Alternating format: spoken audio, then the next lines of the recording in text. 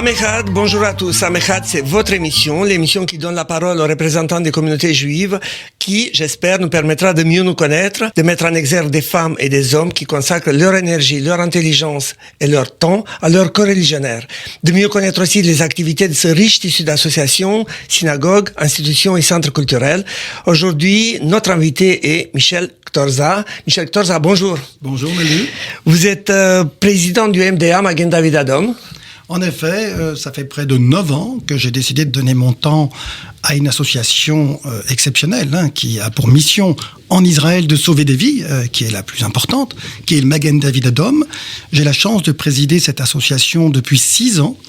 Et pour moi, c'est un bonheur de tous les jours où, bien sûr, la première étape, il a été nécessaire de pouvoir mettre en place une équipe. Parce que nous sommes des bâtisseurs de projets. Je suis dirigeant d'entreprise depuis près de 33 ans et avec une certaine réussite, une vie qui était assez remplie et comblée avec une femme et 3 enfants. J'avais décidé de donner mon temps à Israël. J'ai passé beaucoup d'années en Israël pour voir mes grands-parents, mes oncles, tous les membres de la famille. Et j'ai vu ce pays se construire au fil des années. Et j'ai toujours été émerveillé par cette puissance, cette capacité à pouvoir réaliser. Et je me suis dit qu'à un moment donné, j'avais près de 46 ans, je me suis dit il était peut-être temps de pouvoir donner à mon tour du temps à ce si beau pays. Et j'ai regardé un peu le milieu associatif et j'avais vu cette association qui est le Magen David Adom, qui avait besoin de se déployer en France et d'être connu et reconnu par l'ensemble de la communauté. Donc j'ai d'abord travaillé en tant que trésorier, puisque j'ai de la notion de la gestion d'entreprise, et apporté toute mon expérience et mon savoir-faire. Et Lazare Kaplan, qui était l'ancien président de l'association, a bien volontiers me laissé porter tous les projets. Donc on a redonné un sens, un développement, on a redéployé l'image de marque du Magen David Adom pour faire connaître à tous, parce qu'on doit rappeler que le Magen David Adom fonctionne avant tout avec des dons. C'est une organisation non gouvernementale, donc naturellement le premier objectif, c'est de pouvoir solliciter des donateurs et concrètement leur dire pourquoi et comment nous allons utiliser leur argent pour créer des projets en Israël, acheter du matériel, bâtir des stations, afin de sauver des vies. Et ça, je crois que quand on a bâti des affaires pendant tout au long d'une carrière, pouvoir donner... juste aux auditeurs, quelles affaires ? Alors, parce que c'est pas des petites affaires. Alors, mon premier métier, quand j'ai commencé tout jeune, j'étais dans le prêt-à-porter, parce que mes parents étaient dans l'activité, et j'ai vite compris, quand j'avais 19 ans, que ce métier est un métier un peu compliqué. Belle école, parce que c'est une bonne formation. Et par après, j'ai décidé d'intégrer un projet de développement dans le chocolat, donc qui n'a aucun rapport. En 86, j'ai pris la master franchise de la marque Léonidas en France. Je suis arrivé le dernier en 86 avec un marché qui était déjà assez stable. Et j'ai mis un projet de développement où en 15 ans, j'ai pratiquement racheté une grande partie de la France, déployé un vrai projet de pénétration sur le marché dans la totalité du territoire.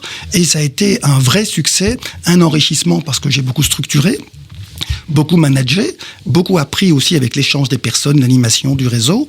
Alors à un moment donné, je me suis dit, écoute, là il est temps pour toi de se retourner vers Israël parce que je crois qu'il n'y a pas plus beau que ce pays qui a aussi besoin de personnes qui s'investissent. Donc vous n'étiez pas militant à l'adolescence ou à ce moment-là, vous vous intéressez pas ou vous étiez juste observateur du monde militant? Alors j'ai jamais été militant et je dirais même, j'ai jamais pensé l'être. J'aurais toujours imaginez peut-être donner mon temps, mais pas du tout à une association juive, parce que j'ai pas eu l'habitude de collaborer avec toute la communauté. Je la connaissais absolument pas, bien sûr. Je suis de pratiquant traditionnel, mais j'ai jamais milité pour quoi que ce soit. Et tout d'un coup, il m'est venu comme une évidence. Voilà. Pour moi, c'était une chose qui était presque naturelle. Et c'est très amusant quand je me rappelle, j'ai une petite anecdote, c'est quand je me rappelle que j'avais dit à mes avocats et mes commissaires aux comptes que tout d'un coup, j'allais prendre un peu de recul pour arrêter un peu le monde des affaires et m'investir et donner une grande partie de mon temps parce que développer un projet pour pouvoir faire connaître le Magen David, même si en Israël, le Magen David Adom était extrêmement connu, en France, c'était pas très connu. Donc, il y avait un travail qui était... une belle, pardonnez-moi, on peut dire une belle endormie. Voilà, c'était... j'ai un de mes amis, qui était Charlie Toiti, qui m'avait recommandé cette association, qui me disait... Michel, tu as la carcasse d'une Ferrari, et là, il va falloir que tu aies un moteur de chevaux. À toi de mettre le moteur qui correspond. Alors nous, ça nous parle et on sait justement, c'est ce qu'on aime quand on veut porter des projets qui n'ont pas de limite. Et le Magen David Adom, c'était un peu ça. Donc je crois que ça m'a pris 3 ans de mon temps, où j'ai pratiquement donné 80-90% de mon temps, donc ce n'est pas neutre. C'est pour ça que mes avocats et hommes d'affaires m'ont dit, attendez, il n'est pas nécessaire de s'arrêter autant, mais quand on veut bien faire les choses, je pense qu'on se doit donner les moyens. Et nous qui sommes des bâtisseurs de projets, et en tout cas c'était comme ça que moi je voulais le vivre, eh ben j'y ai donné les moyens pour donner au Magen David ce qu'il mérite aujourd'hui, une reconnaissance, une vraie organisation très organisée, très structurée. Donc la première étape, on a mis en place des délégations régionales, donc on a ouvert près de 13 délégations à ce jour, donc qui n'est pas neutre. Pourquoi ? Parce que très souvent, quand on travaille à Paris, et moi j'ai la chance d'être parisien, on a l'impression que bien sûr tout se passe à Paris. Alors en effet, mais on laisse pour compte les autres de la communauté dans les villes de province. Alors on a commencé à ouvrir à Strasbourg la première délégation, la deuxième on l'a mis sur Marseille, la troisième sur Lyon, sur Nice et d'autres villes, Montpellier, un peu partout. Et bien je peux vous dire qu'à chaque fois que je vais à Paris, en province, et qu'on parle du Magen David Adom, et qu'on met en place des galas ou qu'on organise des événements, mais on est reçu comme vraiment des grandes personnes et les gens sont très intéressés par ce que l'on fait et ce sont des donateurs, des donateurs qui collent à notre projet. Et ça pour nous, et quand on dirige un projet et qu'on le bâtit et que tous les jours, quand on rentre chez soi, on fait le bilan de ce qu'on a fait dans la journée et qu'on a fait partager notre expérience avec les personnes qu'on a rencontrées à travers la France, pour moi, ça, c'est exceptionnel. Et je peux vous dire que j'ai beaucoup appris à travers la communauté, parce que je m'en suis bien sûr beaucoup plus rapproché depuis maintenant un certain nombre d'années. Et je peux vous dire que ça a changé ma vie, parce que on se dit toujours, vous savez, très souvent, on me posait la question, qu'est-ce qui fait que vous êtes intéressé à l'associatif ? Est-ce que vous recherchez une reconnaissance, une existence ? Alors, quand on est bâtisseur de projet, non, c'est pas vraiment ça. Pour une fois, je n'étais pas capable de donner la réponse. C'est quelque chose que je ressentais personnellement, que je devais, en tout cas, donner de mon expérience, de mon savoir, pour accompagner une des plus belles organisations d'Israël. Alors, quand on vous pose un certain nombre de fois la question, il vous reste dans votre tête une non-réponse. Et je me suis toujours dit, peut-être qu'un jour, je trouverai la réponse. Pourquoi j'ai fait ça ? Alors, la réponse est arrivée quelques années après. Mes parents ont décidé de vivre en Israël et faire leur alia. Ils vivent dans la ville de Netanya. Mon père était en très bonne santé, pas de soucis d'ordre personnel avec ma mère. Et un jour, je vais en Israël pour les visiter. C'était en février, il y a à peu près 6 ans ou 7 ans. Je vais les voir, je passe une journée avec eux. Je vais au bureau du Magen David. Je dis à mon père, écoute, je vais au bureau et puis ce soir, on dînera ensemble. Quand tout d'un coup, dans l'après-midi, mon épouse, qui était proche de mon père, m'appelle en disant, écoute, ton père a un malaise, il a un problème. Donc tout de suite, on appelle une ambulance de premier secours, parce qu'on a 2 styles d'ambulance. On a les soins intensifs, qui est une ambulance, une sorte d'hôpital ambulant, et la première ambulance qui va faire une intervention dite traditionnelle. Là-dessus, mon épouse me dit, écoute, je crois que ton père est mort. Je dis, c'est pas possible. Donc on appelle une ambulance de soins intensifs, parce que là on se rend compte que la situation est plus importante. J'étais moi à Tel Aviv, on prend un des correspondants qui est Ilan Klein, on prend la voiture pour se rendre à Netanya. Je crois que j'ai dû arriver en 15 minutes. Mon père gisait sur le sol et malheureusement il était mort, parce que je le voyais avec la langue dehors et de fer. Et je vois mon secouriste qui est près de moi, qui commence à faire massage cardiaque. Je pense qu'il est resté près de 10 minutes à faire massage cardiaque. Et je dis à ce secouriste, écoute, Ilan, c'est fini, mon père est parti, laisse. Non. Je peux vous dire que le Magen David Adom a tout fait.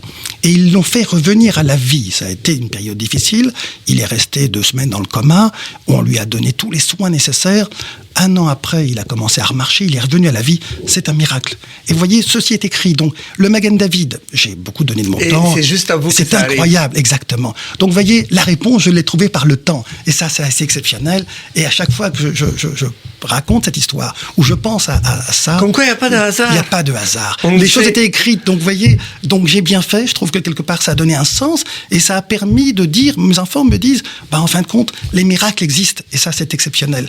Et nous, les dirigeants qui avons une logique de pensée très organisée, très structurée, de vivre ça et d'avoir donné quelque chose de différent de sa vie, ça m'a changé ma vie et ça m'a apporté beaucoup de valeur et une notion de temps.